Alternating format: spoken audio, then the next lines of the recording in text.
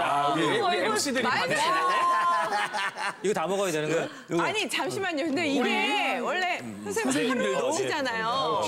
이거 하루치인데 이거를 지금 녹화 동안 지금 몇 시간 동안 다 먹으라고. 조영구 씨가 좀 희망적인 게 벌써 2컵째. 예? 야. 물 맛있네. 아 진짜요? 2컵을 드셨어요? 아이고. 아, 근데 이덕철 교수님, 이렇게 드시면 안 되는 거잖아요. 안 그쵸? 되죠. 안 됩니다. 물 먹고 취하면 약도 없다 그러잖아요. 물 맛있네. 아유.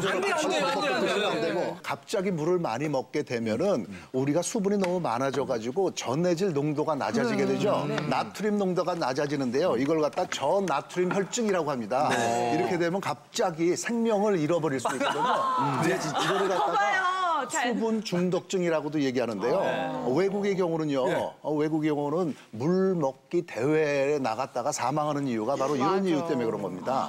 그렇기 때문에 한 번에 한 200cc 정도를 나누어서 먹는 것이 가장 좋죠. 아니, 생명이 위험하다면서 이거 3잔을 연거푸 먹었는데도 가만히 보고 계셨어요?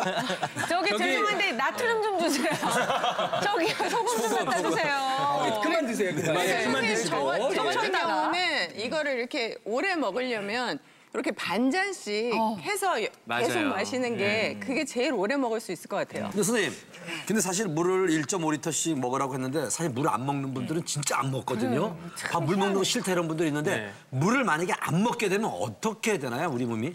우리 몸의 수분은요, 한 50에서부터 70% 정도까지 있다고 알려져 있는데요. 그거를 임의대로 한 60% 정도를 갖다 기준으로 해서 생각해 보겠습니다. 자, 몸속의 수분량 판넬을 준비해 주셨는데 기본이 이제 60이라고 하신 거죠, 선생님? 네. 여기서 그런데 5%가? 5% 정도 미만으로 빠져 있을 때는 우리가 잘 느끼질 못합니다. 그런데 5% 정도서부터는 탈수의 증상을 느끼기 시작하는데요. 갑자기 나른해지고 힘이 없고 그다음에 정신이 좀 멍해지면서 집중력이 떨어지고 일의 능률이 떨어지게 됩니다.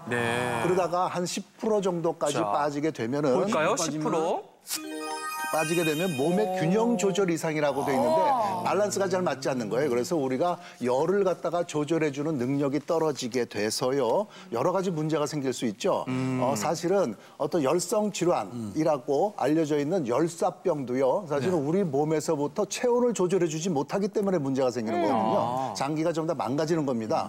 그래서 10% 이상의 탈수가 되면은 심하면은 정신을 잃고 의식을 잃고 사망에 이를 수도 있기 때문에 굉장히 응급적으로 수분을 드려야 되는, 수분을 보충해야 되는 그런 상황입니다.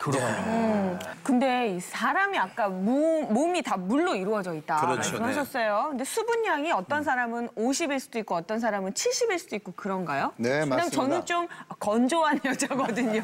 피부 같은 게 좀 건조하고. 보이시죠? 푸석푸석해요. 네, 이런데도 다 가까이서 건조하고. 보면 자글자글하네요.